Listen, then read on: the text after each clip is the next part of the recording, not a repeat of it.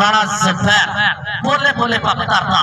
देख रहा किते हरनी दी चाल चलता है किते शेर वांगू पटाया किते चीते वांगू भाज पाउंदा है राणा ज़फ़र और कहना बाबे गुलाम नबी दा चटया है लेकिन अब देख रहा शेर दे मुंह जो निकल के अंक खड़ा करके और नबी एंट्री है तो चौधरी वैसली संधू आया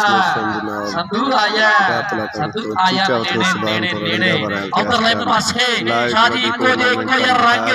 एक सज्जी कन्नी एक खब्बी कन्नी लत्ती लगदे दोवें दे चिट्टियां चिट्टियां निकरां दे विच बड़े फटफदे ने मेहनत दी भट्ठी विच झोके जिन्हां ने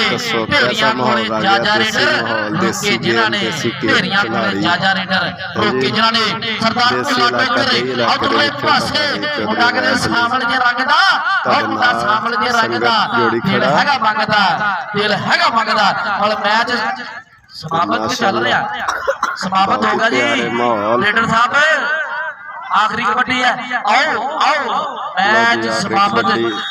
हारा जितना दे फैसले कापी वाला भरा करूंगा और सलीम आग साडे कोल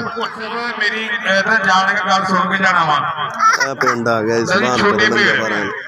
आ गए जी अदन 16 11 ਤੇ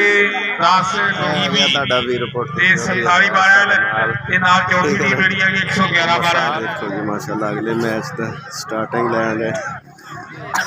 ਪੱਕਦੇ ਰਹੋ ਪੁਕਾਰ ਤੇ ਲਗਾਂਗੇ इश्तियाक ਤੁਹਾਡਾ ਵੀਰ ਚੌਧਰੀ बाबा गलासी साहब बुला रहे हैं ਲੋ ਜੀ 49 12 ਸੁਬਾਨਪੁਰ ਚੀਚਾ ਵਤਨੀ ਦੇ ਵਿੱਚ ਇਸ ਟਾਈਮ ਲਾਈਵ ਮਨਾਜ਼ਰ ਤੁਹਾਨੂੰ ਕਬੱਡੀ ਦੇ ਦਿਖਾਏ ਆ ਤੇ ਬਹੁਤ ਅੱਛੇ ਮਾਸ਼ਾਅੱਲਾ ਮਨਾਜ਼ਰ ਤੁਸੀਂ ਦੇਖੇ ਪੁਕਾਰ ਤੇ ਲਗਾ ਤੁਹਾਡਾ ਵੀਰ ਚੌਧਰੀ ਅਵੈਸ चीचा वतनी जिला साहिवाल तहसील चीचा वतनी चेक नंबर 49 12 सुबानपुर तो लाइव तुहाडे नाल सी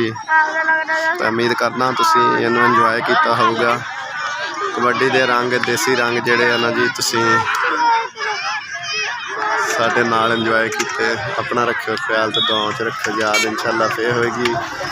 एक नवे मनाजर तो एक नवी जगह तो तुहाडे नाल मुलाकात अपना रखियो ख्याल जिया भाई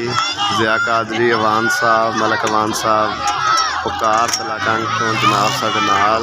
इन्हां दी खिदमत दे विच असीं हाज़र कार तलाकंग दा नुमाइंदा चौधरी अवैस सी चौधरी लाइव सी ते ठीक है जी अपना रखियो ख्याल फिर इंशाअल्लाह होएगी मुलाकात।